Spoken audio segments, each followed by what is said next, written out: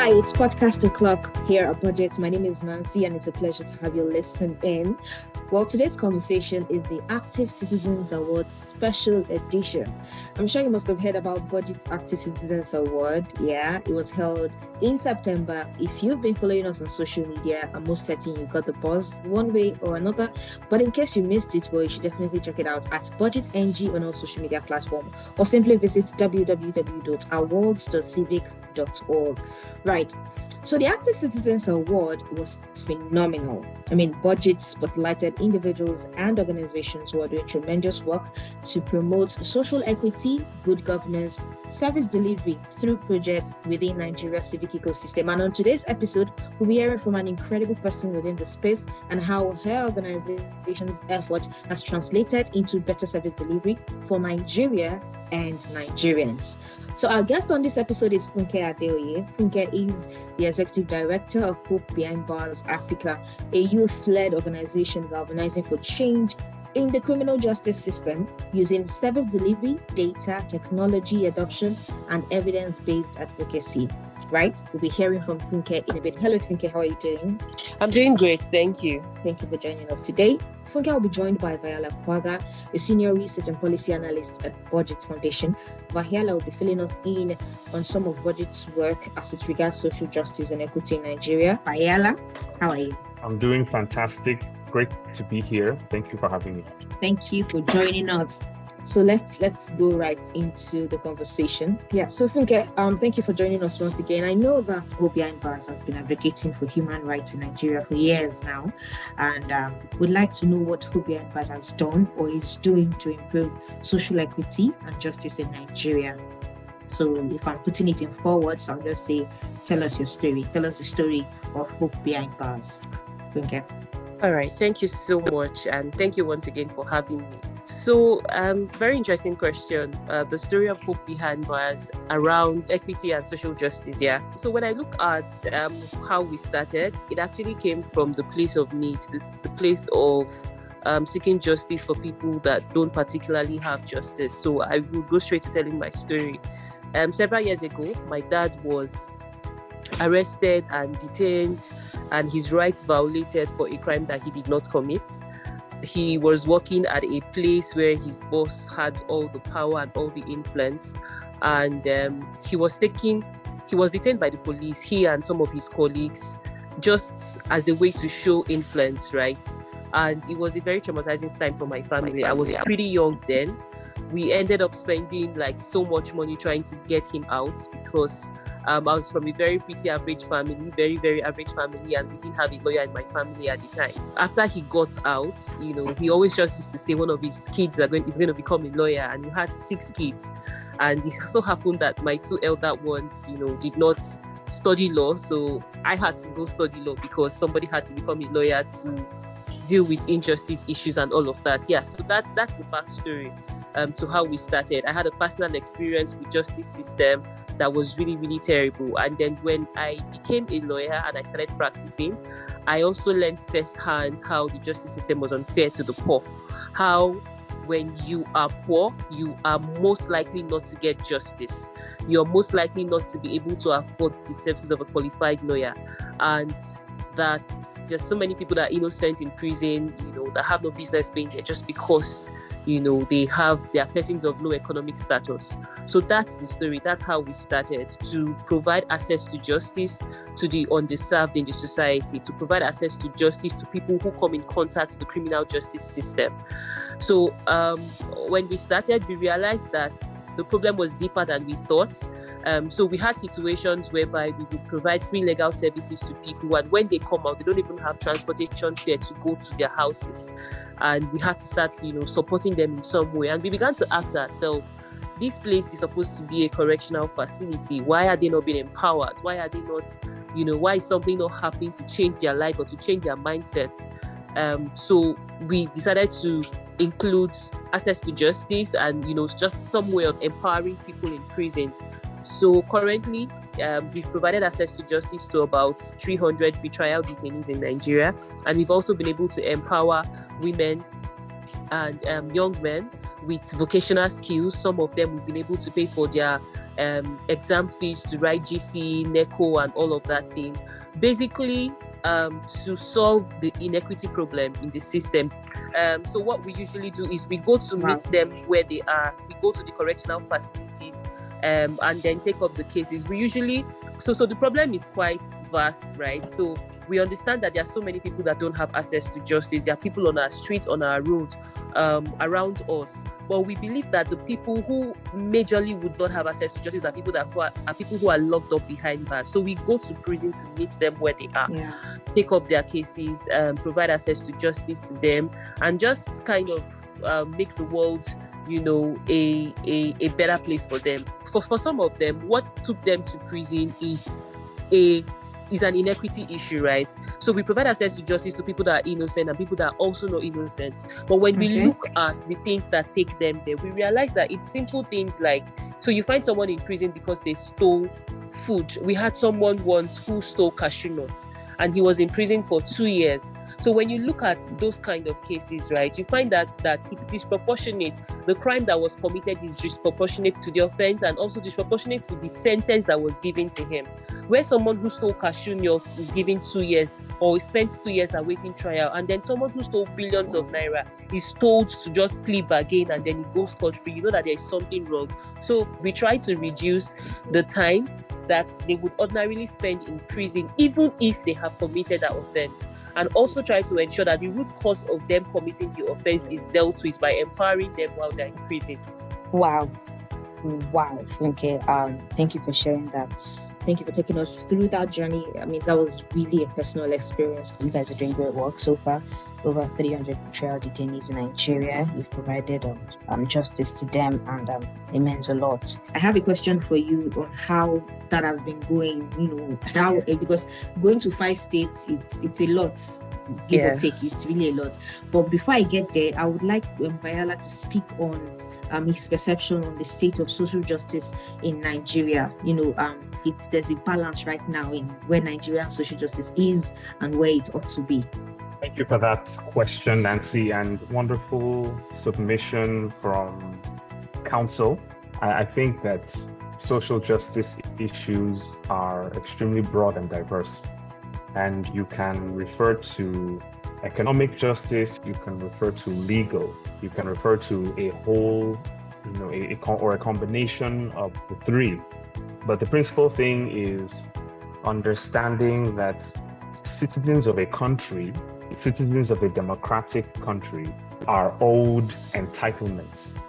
They are owed some aspect of the Commonwealth that can enable them live a fulfilling life, that can enable them live the best life they can, and that can enhance their capabilities and their potentials.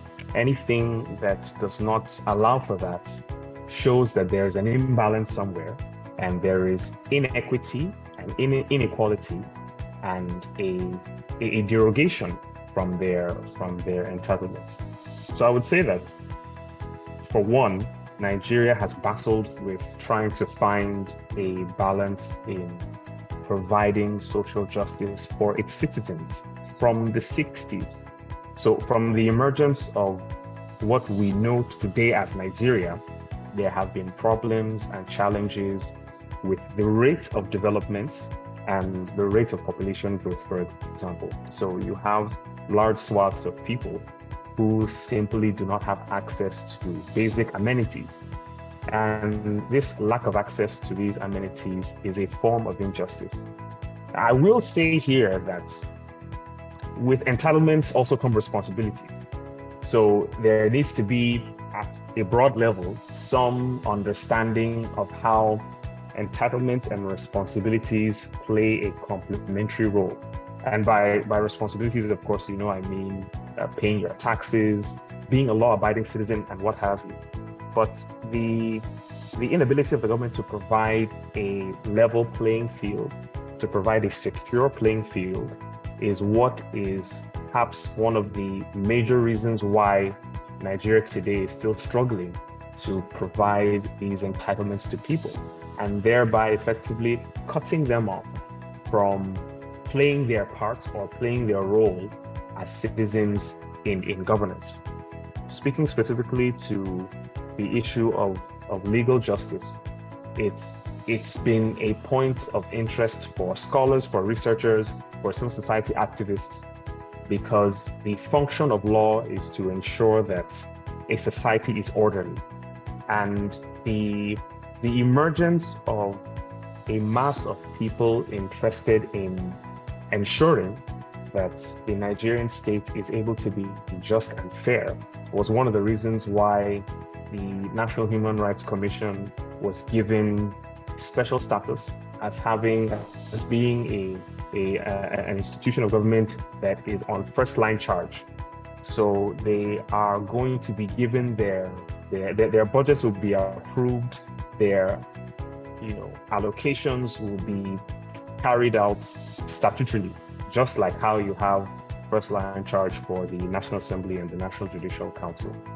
So this is kind of to give you an insight into the attempts at institutionalizing justice at the national level. Whether this has translated to a change on the ground is very difficult to say, going by indexes and measurements of Nigeria's performance on things like freedom from the Freedom House and things like the rule of law. The World Justice Report has a rule of law index where they measure progress made by countries in various aspects, ranging from criminal procedure and justice to civil procedure and justice, and elimination of corruption. And Nigeria appears to not be particularly performing well enough. So the empirical evidence does show that there is a huge gap between the expectations of citizens and the performance and reality of the government on the ground. Fortunately, we have people like Ms. Funke who are pushing that advocacy. And I would also like to mention here that the legal profession arms you with those skills to be an advocate. We are literally, I'm a lawyer myself, for listeners who care to know, we are literally advocates, because what lawyers do in the court of law is to advocate for a particular position, advocate for a particular interest, advocate for a particular person. And the court is there to ensure that the parties who bring a dispute before it are treated fairly and are treated justly. So from a fundamental point of view, what persons like Funke are doing are critical to improving the quality of social justice and improving the quality of the administration of justice as well. But in summary, I think there are several gaps that need to be plugged, specifically relating to the role of the police as investigatory bodies and as criminal punishment bodies, as those who provide a level of oversight, surveillance, and arrest, and keep the country, the various states in which they are located, in order. I think that should be one of the most sore points of a lack of justice and a problem with the dispensation of criminal justice in particular. And I'm glad that there are organizations and individuals that are taking their time to ensure that individuals and citizens who are deprived of their rights in circumstances that leave a lot to be desired are able to have their cases pleaded and are able to, have justice as it is served. Thank you. Thank you so much, Vangela. I agree with you when you say the work that Funke and who behind bars are doing is critical to improving the quality of social justice in Nigeria. So now let me go to Funke. You mentioned that the reason why you started Who Behind Bars was from a personal angle, right? So along the way, at what point did you realize that, okay, regardless of support, I have to keep going, I have to keep pressing on. It is beyond my family now, it's beyond my dad. It is now what you're seeing, the plight of other individuals, other people who are defenseless. So at what point did you realize that, okay, irrespective, I'm going to keep going, I'm going to keep supporting and fighting for equity and social justice? Okay, thank you so much for that question. So when I started practicing as a lawyer, I handled a particular case where I had 15 clients. Now, I mentioned this case to follow up from what Bahala said concerning the police, and some learnings I've also taken up in my journey, as a defender. So we had these guys who 15 of them were arrested, and one of them was shot dead in the presence of the 14 other guys. And the police just basically told them that you have to confess to the crime. They didn't commit the crime. He told them you have to confess to the crime or else you will go like this other guy. And that was how they yes, that was how they confessed to the crime. So it's a popular case. It happened while I was practicing with an SAN in Lagos. And it was a highly sensational case. The long and short was militants had committed pipeline vandalization and murdered some policemen in a shootout. And the police knew the militants. They knew that the militants were a no-go area, and then they went for our clients. So I think that was one of the cases that really made me see that, this work has to be done. So that happened in 2015, between 2015 and 2017. And the fact that I was pretty young in the profession then, I handled the case with a senior of mine, and we won at the High Court, at the Court of Appeal, was really what made me say that, okay, this work has to be done. And so Hope Behind Bars started off in 2018. So over time, one of the other things I have also realized is, following up from what he had mentioned about the police, that it's great to offer free legal services to people, but as long as some work is not done at the system level, we would keep going around in circle. So we are now, one of the things we're now doing intentionally is working with other stakeholders in the justice system. And I see a need for that. I see a need for working with the police, because most of the challenges we face starts from the police, which is the entry point into the criminal justice system. Working with the police, working with National Human Rights Commission, because when people don't have access to justice, their human rights have been violated. Also working with the Legal Aid Council. The Legal Aid Council is the body that is statutorily given the mandate to provide access to justice to people. But as we have it right now, when we had discussions with legal aid, they complain of funding issue and all of that, right?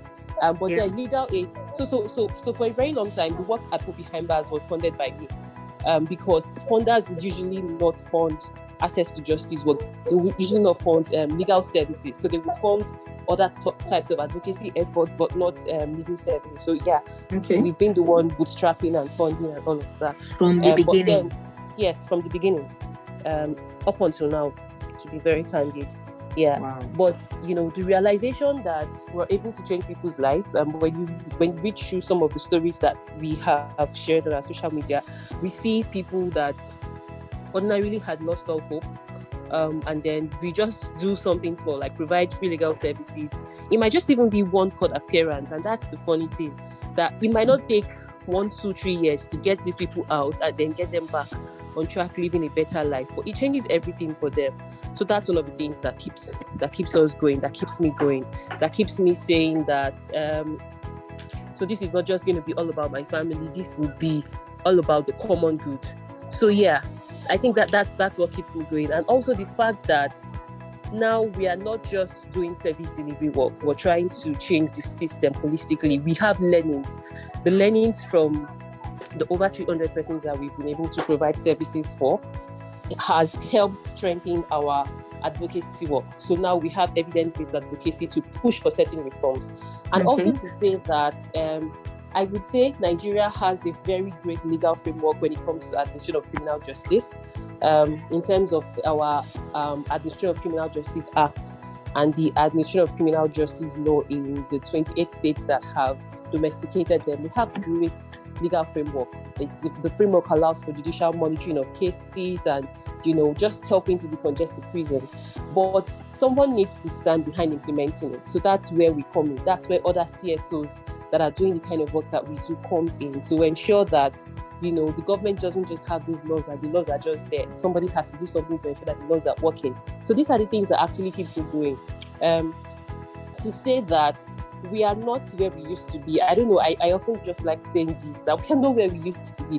One of the things I didn't mention was that I had written my final year thesis on prison, on criminal justice reforms, on restorative justice and criminal justice reforms.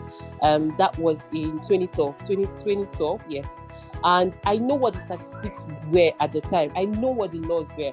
As at 2012, we didn't have restorative laws at all.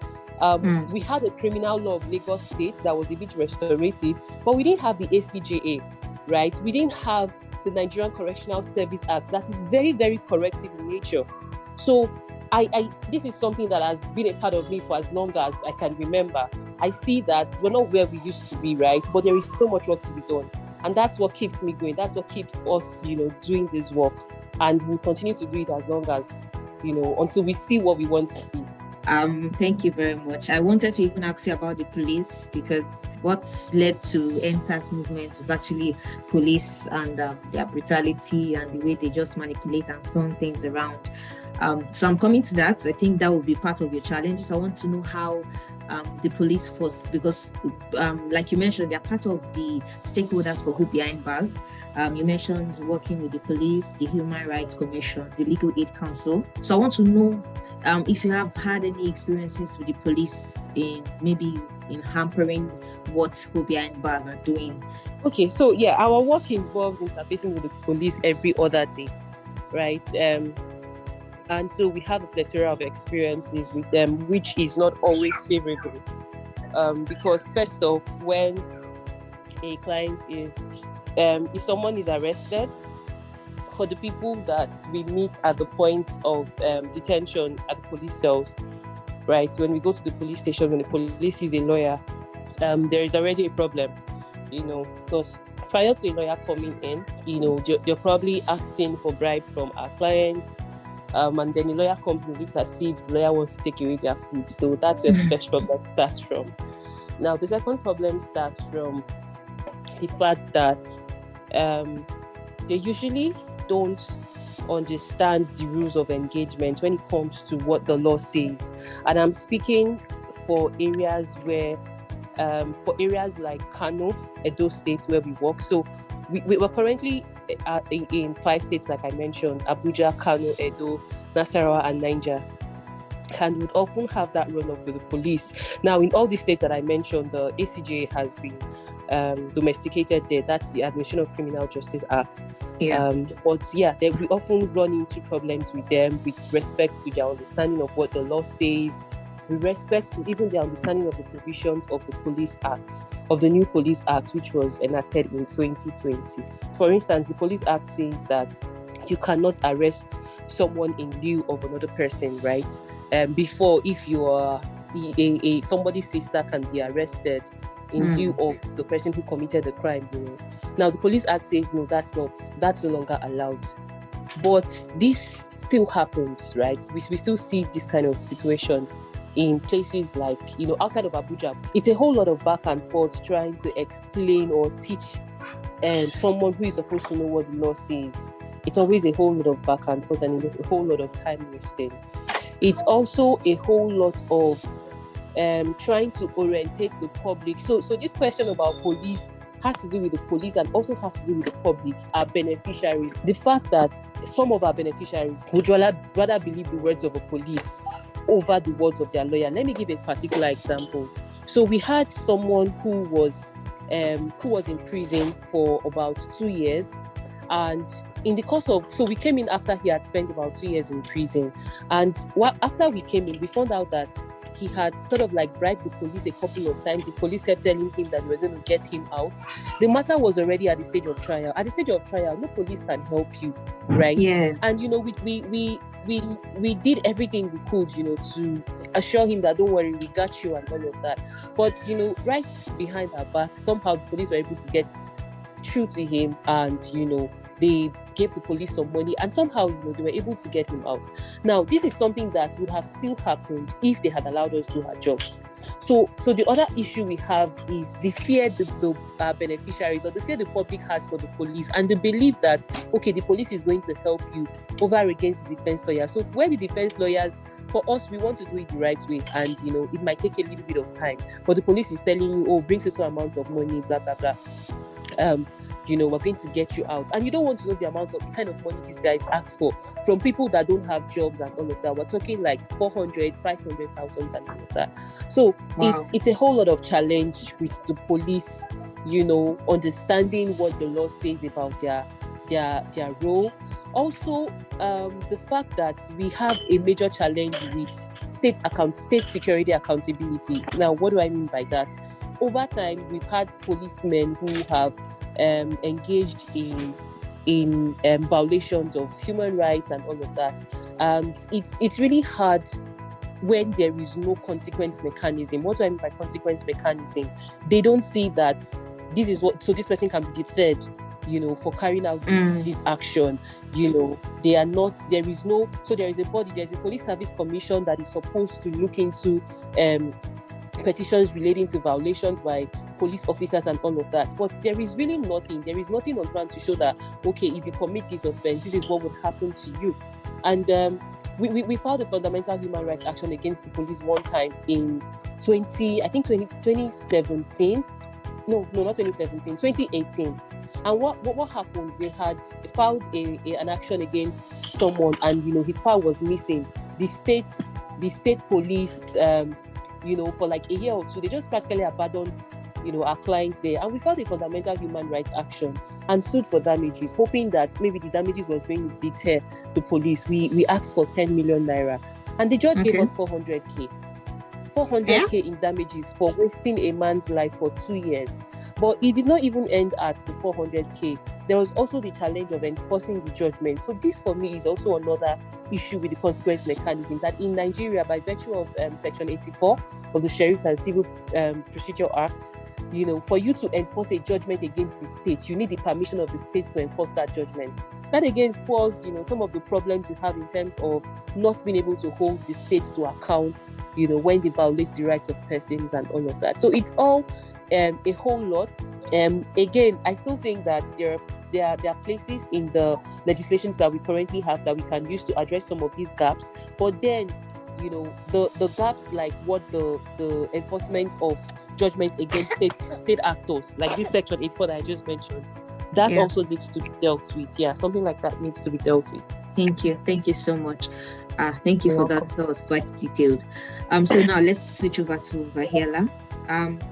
Vahela, I want you to talk about what Budget is doing, to push the collective interest and probably increase accountability and promote civic participation in Nigeria. And also, if you could buttress ways at which these gaps that Funke has mentioned can be plugged, and how citizens can actually step in, what is needed for them to do, so that at least justice reform in Nigeria is going to leave its current state and be better. Thank you for that question, Nancy. So for budgets, mainly we try to provide information, and this is premised on the belief that providing information for citizens, creating conversations, creating forums where conversations can be had, and engaging with the government on critical citizens' issues is a way to improve the quality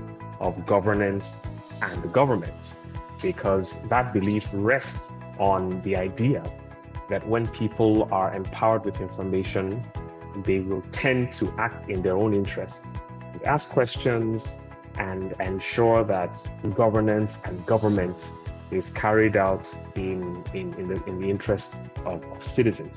However, as Funke would bear me witness, it is always difficult to rely on the passion or shame or guilt of government officials where there is no real compulsion for them to carry out that particular act. And this still devolves into the problem that technically is referred to as the principal agent problem. How can we as citizens ensure that the government does what it is supposed to do? With all its internal mechanisms, the government still often fails to provide quality services and goods for its citizens. In Funke's case, justice. How does the Ministry of Justice, the various institutions in that justice dispensation line, from courts to registrars, to bailiffs, to lawyers, to public counsels, to the police. How are these individuals working together cohesively, efficiently, and effectively to have justice dispensed with that goes in the interest of the just, goes in the interest of the weak, goes in the interest of the vulnerable where they have a case? And these are ongoing questions that cannot be answered in a day, because they would require meaningful engagement from all stakeholders involved.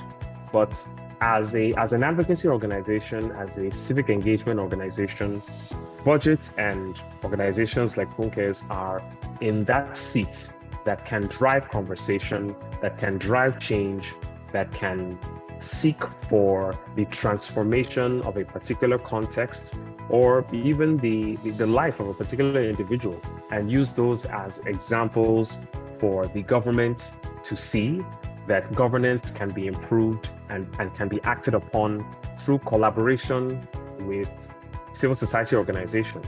And also for citizens to see and understand that there is a benefit to overall governance that they can bring, where they are able to engage, where they are able to ask questions, where they are able to interrogate their elected officials, where they're able to write letters, where they are able to carry out peaceful protests, where they're able to go to the offices of these government agencies involved in the dispensation of justice, for example, or involved in the setting up of a community health center or school, and ask the questions, because this is our collective commonwealth, and the best person to be in that seat is the citizen. So in essence, these gaps can be filled by empowering citizens with knowledge, by empowering citizens with the notion that they are able to change the context, they are able to change the system, because they are active participants in that system. And this can be done by testing the limits of the law. So one thing that is common in many developed countries, because of the nature of their legal system and how efficient it is public interest litigation. And that basically is when an institution, an organization, or an NGO tries to seek the determination of a legal issue in a court, because the person or persons affected may not have the capacity to do so. And the court is then able to speak authoritatively on that particular issue, and perhaps finally determine that issue for society and for societal growth. And you have organizations in Nigeria that do that, but have had maybe not as much success as they would have wanted. Organizations like SERAP that often take public offices, public officials, and public organizations to court for the determination of specific issues. So that's an example of how you can bridge that gap. By supporting civil society organizations, I think citizens can play a very large role by carrying on these conversations, really, even in our private and public discourse, and ensure that the advocacy doesn't stop when the NGO official or when the meeting ends. It is within our consciousness. It is something we speak about. It is something that we actively seek out. So I think for justice in particular, those are some of the ways that these gaps can be bridged. All right, thank you so much. Thank you for that. Funke, tell us one or two challenges that is recurring for you and Hope Behind Bars. Then you can now go to what you think citizens can do and where and how they can come in. Okay, thank you. So one or two challenges for us would be the fact that it's still what we've been saying, right? The fact that the work we do is, if things were working very well in Nigeria, if government was doing its job, right? If all stakeholders were doing their job, we'll probably not need to do some of the things we're doing.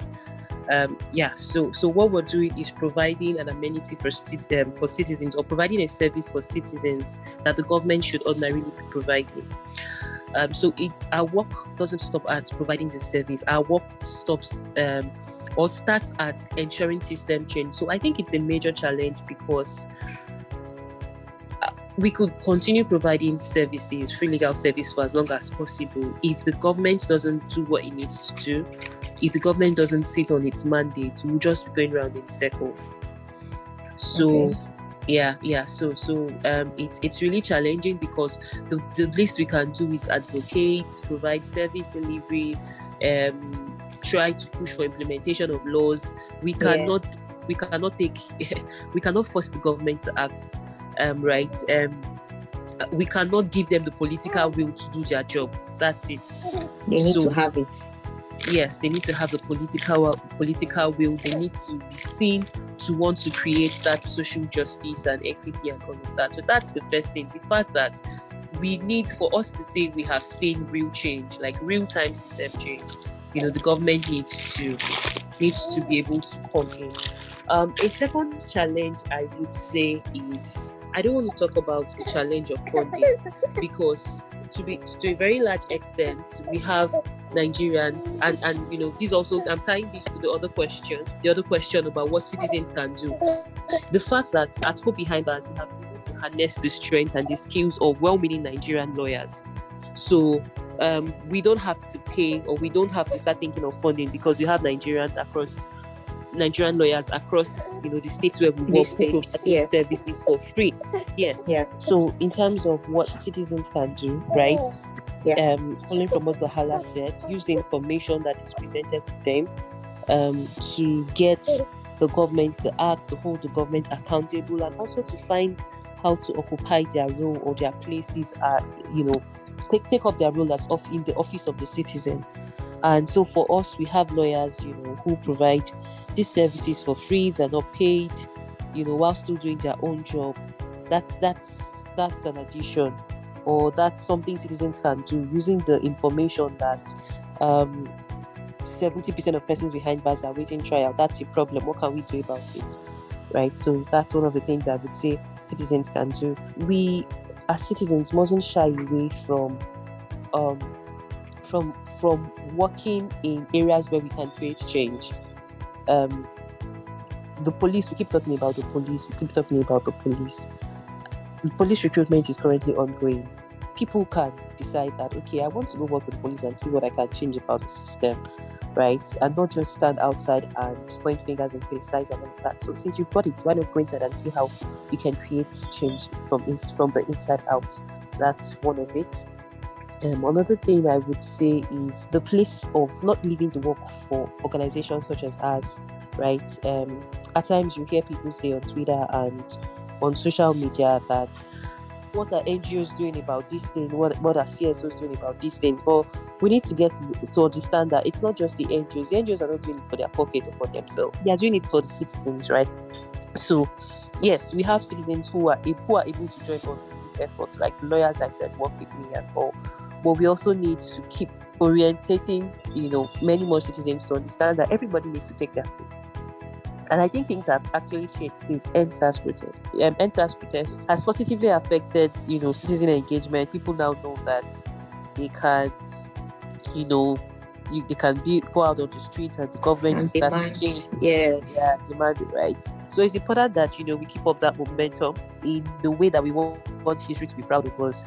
So this is very important for me, because the EndSARS has a lot of effect on my work, the EndSARS protest, because, I work around issues of criminal justice, administration and reforms, and the EndSARS was all about the police brutality and all of that. And there were elements like wanting to change the narrative of the EndSARS protest by saying that they were insurgents, they wanted to overthrow the government. There was so much of disinformation. So for me, I think that's something else, yes, that we must also look at, ensuring that we keep the history of the dividends, positive dividends of EndSARS alive. The fact that the government actually heard us. right? Things may have not changed immediately, but the fact that citizens are engaging more, in recent times, even when we go into our electoral forum, we see that these people are scared, right? When I say these people, I mean government actors and all of that. The fact that, for instance, Twitter was banned after NSAS, and we all know that it was just because the government was scared of what could happen. The citizens come together. So those are the kind of stories we want to tell, right? Not allowing the disinformation and misinformation to keep being out there.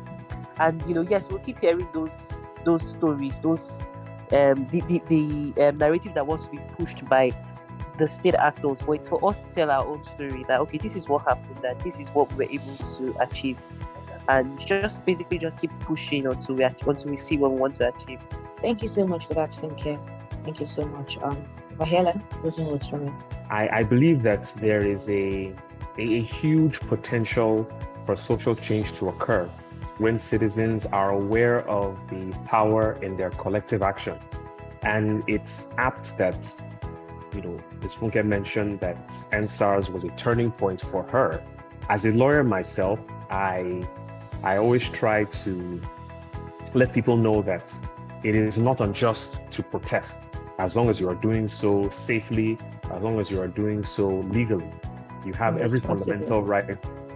Yes, and responsibly. You have every right to air your grievances. You have every right to express displeasure about governance, because it affects us all fundamentally. So I think we as young people, we as concerned citizens should constantly remind ourselves and those around us that advocacy is not just when it is done by a figurehead. And by figurehead, I mean when it is done by someone visible, when it is done by a budget, or when it is done by Funke, or when it is done by the CSO organization. Advocacy is done when we consistently have these conversations about how we want our society to look like. Social justice, in its fundamental sense, comes from the understanding that there is a way society should look. There are resources, goods, and services that should be exchanged for people who are in weak or vulnerable positions that they deserve to have. It is these conversations that gradually become our collective reality and become something that we all aspire to.